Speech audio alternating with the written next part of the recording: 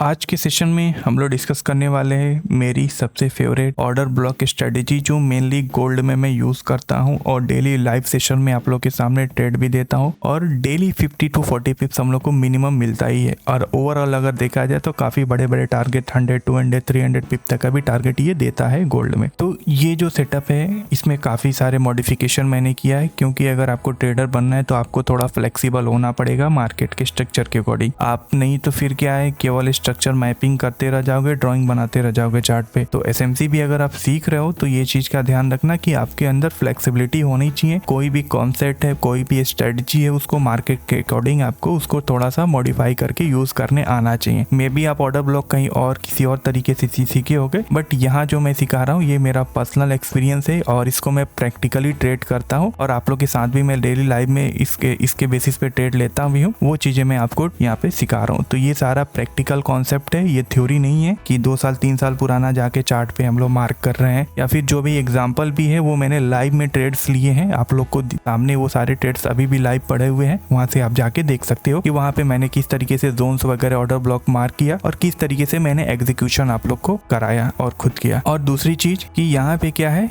कि कोई भी अगर आप टेक्निकल कॉन्सेप्ट यूज कर रहे हो, टेक्निकल के साथ आपको प्राइस का सेंटीमेंट भी पता होना चाहिए, नहीं तो फिर वो जो भी कॉन्सेप्ट है वो एक पैटर्न बन जाता है और पैटर्न मार्केट में काम नहीं करते हैं ज्यादा दिनों तक। तो ये चीज का थोड़ा सा ध्यान देना। तो शुरू करते हैं हम लोग। सबसे पहले ऑर्डर ब्लॉक और एफईजी के बारे में डिस्कस कर लेते हैं। ऑर्डर ब्लॉक एफईजी होता क्या है, क्योंकि मैं सोच रहा था कि साथ ही में आप लोग को ऑर्डर ब्लॉक भी बता दूंगा, जो मेरा स्ट्रेटेजी है वो भी मैं शेयर कर दूंगा। ठीक है, तो ऑर्डर ब्लॉक बेसिकली होता क्या है? ऑर्डर ब्लॉक वो एरिया होता है जहां से काफी शार्प बाइंग हम लोग को देखने को मिलती है अगर टेक्निकली आप देखोगे। और इसके पीछे की स्टोरी ये होती है कि जो भी प्रोफेशनल ट्रेडर्स होते हैं वो किसी भी रैंडम लेवल पे बाई या सेल नहीं करते। उन लोगों के लिए एक ऐसा लेवल चाहिए जहां पे छोटा सा स्टॉप लॉस हो, एक बड़ा टारगेट देखने को मिले। ठीक है, और रिटेल ट्रेडर्स में क्या कमी है कि वो किसी भी लेवल पे, मोस्टली जो भी न्यूबी ट्रेडर्स हैं, किसी भी लेवल पे बाई या सेल करने के लिए रेडी रहते हैं। तो वहां पे क्या होता है कि उन लोग को रिस्क टू रिवॉर्ड रेशियो अच्छा नहीं मिलता है, स्टॉप लॉसेस वगैरह भी हिट होते हैं। बट वहीं पे जो भी प्रोफेशनल ट्रेडर्स होते हैं वो ऑर्डर ब्लॉक का इसीलिए यूज करते हैं ताकि उन लोग को एक छोटे से स्टॉप लॉस के साथ एक बड़ा टारगेट देखने को मिले। ठीक है, और ऑर्डर ब्लॉक टेक्निकली क्या होता है कि वो टेक्निकल स्ट्रक्चर होता है जहां पे जिसको आप सप्लाई एंड डिमांड का रिफाइंड या फिर हाईली कंसंट्रेटेड एरिया भी बोल सकते हो, जहां पे बायर्स और सेलर बहुत ज्यादा मात्रा में एक्टिव होते हैं। तो यहाँ पे अगर आपको मार्केट में स्ट्रक्चर को आइडेंटिफाई करना है ऑर्डर ब्लॉक को, तो सबसे पहले 2-3 चीजों को आपको ध्यान देना होता है। Last selling candle before this explosive move. किसी भी एक्सप्लोसिव मूव से पहले जो भी लास्ट सेलिंग कैंडल है, और ये चीज का भी ध्यान देना केवल लास्ट सेलिंग कैंडल ही नहीं, ये कैंडल का कलर भी चेंज हो सकता है। इसमें ये चीज का ध्यान देना कि वो कैंडल लास्ट प्रीवियस 1-2 कैंडल की लिक्विडिटी लियर है। ये सबसे बढ़िया ऑर्डर ब्लॉक होता है। ये पहला अपना रूल है। दूसरा रूल क्या है ऑर्डर ब्लॉक को आइडेंटिफाई करने के लिए? वहां पे एफईजी होना चाहिए। एफईजी क्या होता है?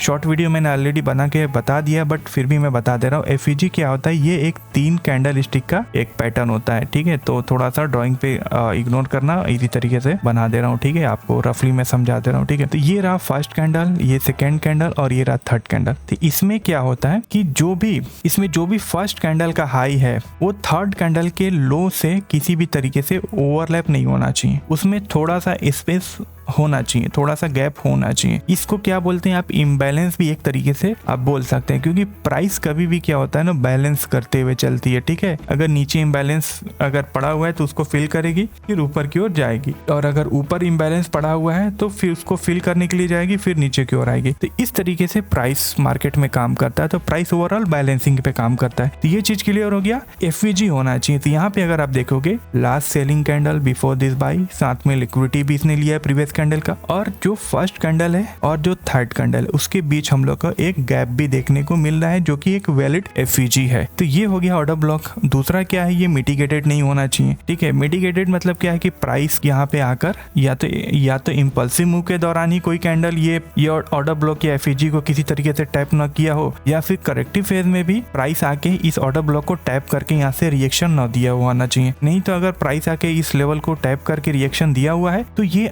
मिटिगेट मिटिगेट हो चुका है, ये उतना इफेक्टिवली काम नहीं करेगा, बट मतलब ऐसा नहीं है कि ये काम नहीं करेगा बट उसकी प्रोबेबिलिटी लो हो जाएगी। तो ज़्यादा फोकस ये होना चाहिए कि जो भी फ्रेश अनमिटिगेटेड ऑर्डर ब्लॉक है उस पर आप ज़्यादा फोकस करोगे तो वहाँ पे रिस्क टू रिवॉर्ड रेशियो आपको अच्छा मिलेगा। और तीसरा सबसे लास्ट जो है कि वहाँ पे एक वैलिड ब्रेक ऑफ स्ट्रक्चर हुए होना चाहिए। ठीक है, वैलिड ब्रेक ऑफ स्ट्रक्चर क्या होता है कि जब भी प्राइस इंपल्सिव मूव करता है तो वहाँ पे वो मल्टीपल पुल बैक लेते हुए ऊपर की ओर जाता है। फिर उसके दौरान क्या होता है, फिर जब वो करेक्टिव फेज में आता है तो करेक्टिव फेज में क्या करता है कि जो भी पुल बैक्स वगैरह बने हुए आते हैं उसको वो टैप करता है। टैप करने के बाद फिर वो ऊपर की ओर शिफ्ट होना स्टार्ट करता है ऑर्डर ब्लॉक का फॉर्मेशन करते हुए। करने के बाद क्या होता है, जो भी स्विंग हाई बनाया रहता है जब करेक्टिव फेज में आता है तो वहां पे क्या किया रहता है, वो एक जो भी प्रीवियस स्विंग हाई का एरिया रहता है उसको वो ब्रेकआउट देता है, उसको हम लोग एक ब्रेक ऑफ स्ट्रक्चर देते हैं। तो ब्रेक ऑफ स्ट्रक्चर में ये चीज क्या ध्यान देने का कि कैंडल लास्ट जो स्विंग हाई रहता है इसको आप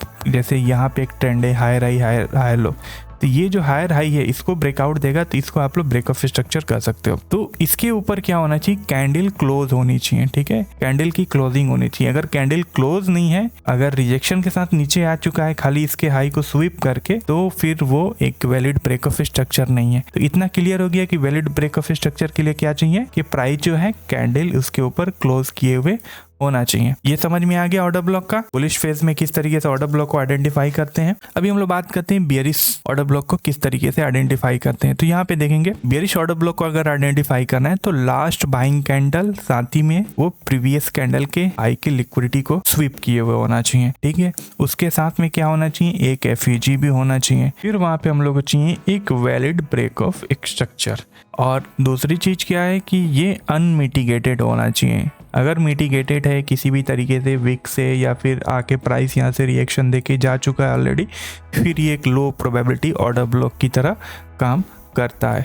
ठीक है, इतना तो आपका क्लियर हो गया कि ऑर्डर ब्लॉक किसको बोलते हैं, किस तरीके से आइडेंटिफाई करते हैं। ठीक है, अब दूसरी चीज हम लोग चलते हैं अपने स्ट्रेटजी के ऊपर। तो मेरा जो सेटअप है वो किस तरीके से मैं यूज़ करता हूँ। मेरा सेटअप है कि प्राइस जो है मैं डेली 8 से 9 बजे के बीच में मार्केट में एक्टिव होता हूँ। ठीक है, उसके बाद मैं ये चीज़ देखता हूँ कि ओवरऑल प्राइस का ट्रेंड क्या है। प्राइस अगर हायर हाई के फॉर्म में है तो मेरे को हायर लो का वेट करना होता है।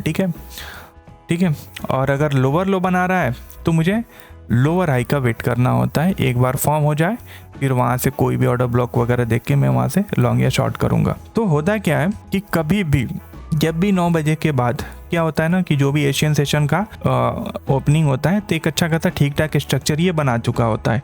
अगर अपसाइड है तो अपसाइड में, नहीं तो डाउन साइड है तो डाउन साइड में एक अच्छा खासा स्ट्रक्चर ये बना चुका होता है। तो अब उस स्ट्रक्चर में मुझे क्या करना होता है कि जो भी ऑर्डर ब्लॉक्स होते हैं इम्पल्सिव मूव के दौरान, ऑर्डर ब्लॉक्स को मैं मार्क कर लेता हूँ। ठीक है, मार्क करने के बाद मैं क्या करता हूँ कि मैं वेट करता हूँ कि प्राइस कब जो है उस ऑर्डर ब्लॉक को टैप करे। तो ऑर्डर ब्लॉक पे एक चीज का हमेशा ध्यान देने का कि किसी भी लेग में मल्टीपल ऑर्डर ब्लॉक्स बने होते हैं। ठीक है, बट हर एक ऑर्डर ब्लॉक को नहीं टच करना होता है। हमको वो ऑर्डर ब्लॉक को टच करना होता है जो डिस्काउंट एरिया में होता है। ठीक है, इतना क्लियर हो गया कि जो डिस्काउंट एरिया में ऑर्डर ब्लॉक है उसको हम लोग को टच करना होता है। प्रीमियम एंड डिस्काउंट क्या होता है इस पे मैं ऑलरेडी बहुत ही डिटेल में वीडियो बना के अपने चैनल पे डाल चुका हूँ, तो एक बार उसको देख लोगे तो ये कॉन्सेप्ट और अच्छे से समझ में आएगा। फिर भी मैं समझा दे रहा हूँ कि प्रीमियम एंड डिस्काउंट एरिया वो जोन्स होते हैं जैसे कि ये फिबोनाची है। ठीक है, यहाँ ये स्विंग हाई है और ये स्विंग हाई है और ये स्विंग लो है। तो यहाँ लो टू हाई अगर किसी अप ट्रेंड में आप अगर लगाते हो तो ये 50% का एरिया है। ठीक है,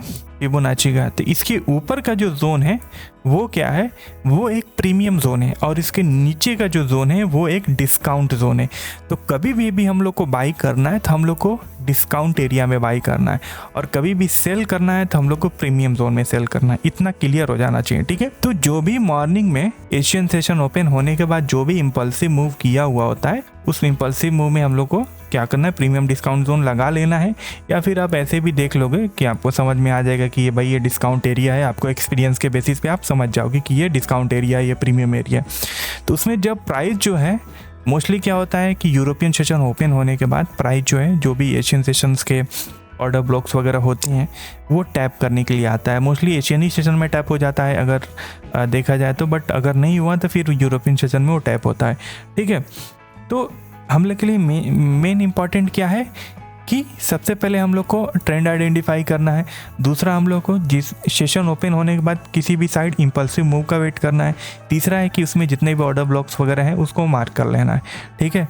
और उसके बाद क्या है, प्रीमियम डिस्काउंट जोन ड्रॉ करके अपना जो जोन है उसको निकाल लेना है कि हाँ भाई यहाँ आएगा तो मुझे बाई करना है, यहाँ आएगा तो मुझे सेल करना है। इतना क्लियर हो गया। अब हम लोग चार्ट पे चलते हैं, कुछ एग्जांपल्स मैं आपको दे रहा हूँ कि किस तरीके से मैं ट्रेड्स वगैरह करता हूँ। ऑलरेडी मैं आप लोग को ये सारे ट्रेड्स मैंने आप लोग को ऑलरेडी मैंने दिया हुआ है, ठीक है। तो यहाँ पे क्या हुआ कि प्राइस जो है अगर आप देखोगे, इसने एशियन सेशन ने प्रीवियस लो की लिक्विडिटी को लिया और एक इम्पल्सिव मूव अपसाइड की ओर क्रिएट किया। और क्या हुआ कि यहाँ पे अगर देखा जाए कि ऑर्डर ब्लॉक कहाँ है, तो अगर देखिएगा तो यहाँ पे एक अनमिटिगेटेड ऑर्डर ब्लॉक का एरिया है, ठीक है। Last selling candle before this by, but इसने कुछ खास लिक्विडिटी नहीं ली है और साथ ही में एफईजी भी है, ठीक है। और ठीक ठाक एक ऑर्डर ब्लॉक यहाँ पे क्रिएट किया हुआ है। अगर आप देखोगे तो यहाँ पे थोड़ा सा लो प्रोबेबिलिटी है, चलेगा। तो ये हो गया।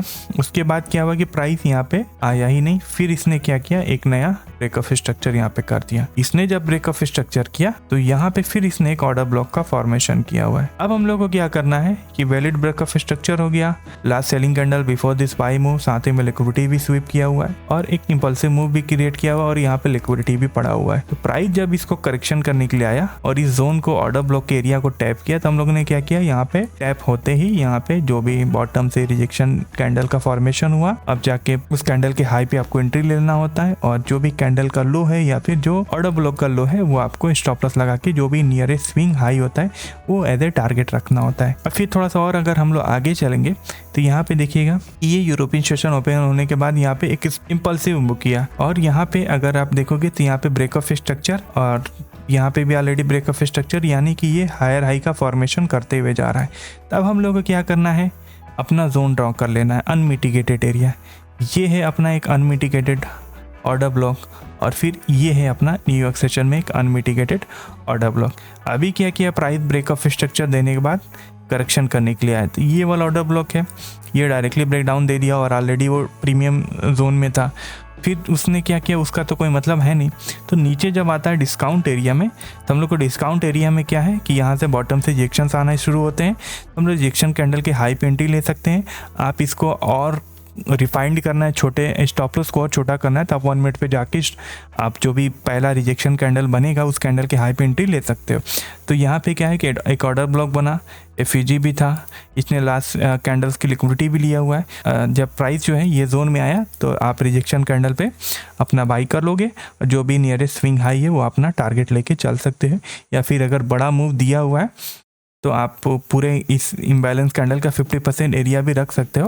रीज़न क्या है कि हम लोग को 50-60 पीपी चाहिए होता है और ज़्यादा मिल गया तो और भी अच्छी बात है। और यहाँ पे क्या हुआ कि ये पूरा का पूरा जोन अगर आप देखोगे, ये पूरा अगर देखोगे तो ऑलमोस्ट जो है ये टारगेट हिट किया हुआ, ठीक है। तो हम लोग को इतना ही चाहिए था, बट ओवरऑल काफ़ी, क्योंकि न्यूयॉर्क सेशन में इतना देर तक तो हम लोग होल्ड ट्रेड करके बैठ नहीं सकते, फिर भी 68 पिप के अराउंड इसने दिया, ठीक है। अभी क्या है कि ये स्विंग हाई था, अब इस स्विंग हाई का यहाँ पे ब्रेकअप स्ट्रक्चर हो गया, ठीक है।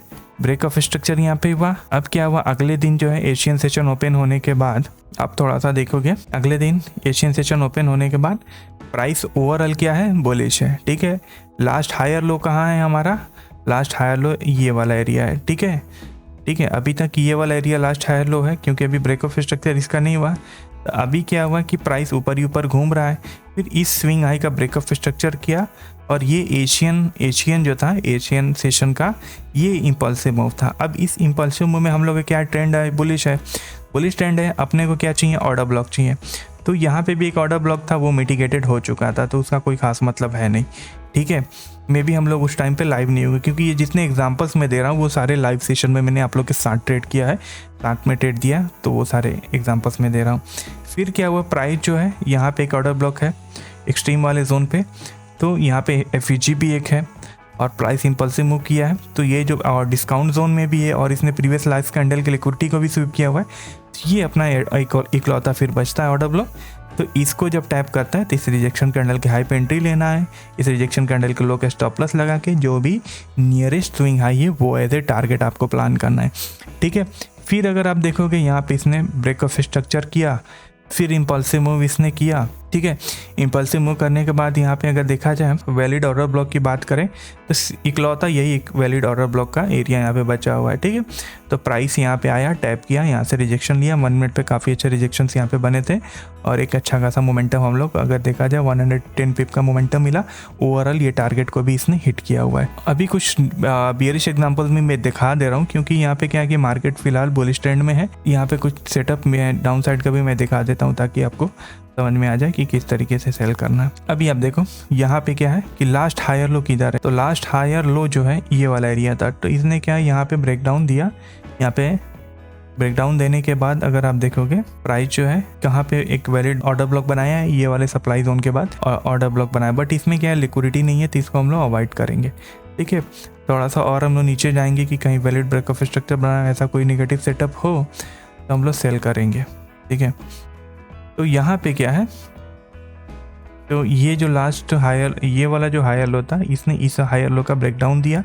ब्रेकडाउन देने के बाद अगर आप देखोगे ये एक ऑर्डर ब्लॉक था, ठीक है, एक यहाँ पे ऑर्डर ब्लॉक था और एक ये ऑर्डर ब्लॉक था। तो अभी क्या है उसको उसने टैप नहीं किया, ठीक है, उसको उसने टैप नहीं किया। तो फिर हम लोग ने क्या प्लान किया, ये वाला एक मिटिगेटेड एरिया था, ठीक है, तो ये किसी काम का नहीं था। अभी क्या है ट्रेंड जो है बेरिश है और यहाँ से अगर आप देखोगे यहाँ से इसने एशियन सेशन जो है इम्पल्सिव मूव किया है, बट ट्रेंड बेरिश है। ये सप्लाई जोन की लिक्विडिटी लेके मार्केट जो है नीचे की ओर शिफ्ट किया। जब मार्केट नीचे की ओर शिफ्ट किया तो अपने पास फिर क्या बचता है, यूरोपियन सेशन में जो भी आज आप लोग लाइव होंगे तो वो लोग देखे होंगे, हम लोगों ने क्या डिसीजन लिया, ये तो एक स्कैल्पिंग सेटअप था, इसकी बात ही हटा देते हैं, इसको आप लोग अवॉइड करिएगा, ठीक है। इस पे फोकस करिए, ये स्ट्रक्चर। तो इसको अगर 15 मिनट पे जाके देखोगे एक लो प्रोबेबिलिटी ऑर्डर ब्लॉक है, ठीक है। लो प्रोबेबिलिटी ऑर्डर ब्लॉक में क्या है कि इसमें लिक्विडिटी वगैरह उतना अच्छे से नहीं लिया है और ऑर्डर ब्लॉक की सबसे बड़ी खासियत क्या है कि वो हमेशा लेफ्ट हैंड साइड में बनता है, ठीक है, बट ये राइट हैंड साइड में बन रहा है, ठीक है। कभी भी ऑर्डर ब्लॉक हो गया इम्पल्सिव मूव जो होता है उसमें बनता है, बट इसने क्या किया, ये करेक्टिव मूव में बना हुआ है, ठीक है, करेक्टिव मूव में बना हुआ है। बट इसको भी हम लोगों ने थोड़ा सा रिफाइंड किया, ये ट्रेंड लाइन की लिक्विडिटी लेने का, ये जितने बायर्स थे ये सारे बायर्स को इसने निकाला। निकालने के बाद जब ये ऑर्डर ब्लॉक को टैप किया तो वहाँ से हम लोगों ने शॉर्ट मारा, तो वहाँ से एक अच्छा खासा ऑलमोस्ट 120 पिप का फॉल मिला। और फिर हम लोगों ने मॉर्निंग में ही एक सेटअप दिया था ऑर्डर ब्लॉक का कि ये रहा इम्पल्सिव मूव, ठीक है। अब क्या है, इम्पल्सिव मूव बनाने के बाद अब क्या है कि ये हायर लो तोड़ेगा तब तो हम लोग को ऊपर से सेल करने को मिलेगा, नहीं तो यहाँ पे एक ऑर्डर ब्लॉक पड़ा हुआ है, तो यहाँ पे हम लोग क्या करेंगे, इससे हम लोग काम चला लेंगे, ठीक है। तो यहाँ पे क्या हुआ, प्राइस जब आया टैप किया तो यहाँ से अगर आप देखोगे तो इससे यहाँ से मल्टीपल रिजेक्शन कैंडल का फॉर्मेशन हुआ और रिजेक्शन कैंडल के फॉर्मेशन के बाद देखोगे ऑलमोस्ट जो है 100 पिप तक का मोमेंटम ये किया हुआ है। तो ये क्या है कि ये जो सेटअप्स हैं, ये जितने भी सेटअप्स हैं आपको एक्सपीरियंस के साथ ही आने वाला है, ठीक है। तो फिर से मैं रिवाइज कर दे रहा हूँ कि सबसे पहले आपको क्या करना है कि इम्पल्सिव मूव जो भी एशियन सेशन में किया हुआ है उसका ट्रेंड आइडेंटिफाई करके सबसे पहले वो जितने भी ऑर्डर ब्लॉक्स हैं उसको मार्क कर लेना है, ठीक है। ये मॉर्निंग में हम लोगों ने मार्क किया हुआ था, तो यहाँ तक आने में बहुत टाइम लगा। ये हम लोगों ने मॉर्निंग में मार्क किया, एशियन सेशन में मार्क किया था, एशियन यूरोपियन सेशन में, और ये आया कब, न्यूयॉर्क सेशन में, बट ये काम किया, ठीक है। तो प्रीवियस ट्रेंड क्या था, बेयरिश था, बट यहाँ पे बुलिश वाला काम किया। क्यों किया, क्योंकि यहाँ पे इसने इस लो को ब्रेकडाउन नहीं दिया, ठीक है। अगर इस लो को ब्रेकडाउन दे दिया होता तो फिर हमारे पास क्या एरिया बचता कि ये सारे एरियाज में कोई भी ऐसा ऑर्डर ब्लॉक होता, फिर हम लोग सेल ऑन डाइज करते हैं। बट क्या हुआ कि यहाँ पे हम लोग के पास वैलिड ब्रेक ऑफ स्ट्रक्चर भी नहीं है। ध्यान दीजिएगा, ये चीज़ मैंने आप लोग से बोला था कि फ्लेक्सिबिलिटी होनी चाहिए। तो फ्लेक्सिबिलिटी का मतलब यही है कि यहाँ पे ना वैलिड ब्रेक ऑफ स्ट्रक्चर है, कहीं कुछ भी नहीं है, बस इम्पल्सिव मूव है हमारे पास, और उसके बेसिस पे ये सेटअप जो है यहाँ पे परफेक्टली काम किया। तो इस तरीके से सारे ऑर्डर ब्लॉक को यूज़ किया जाता है, इस तरीके से हमारी स्ट्रेटेजी जो है काम करती है। तो मिलते हैं फिर हम लोग नेक्स्ट सेशन में, तब तक के लिए गुड बाय।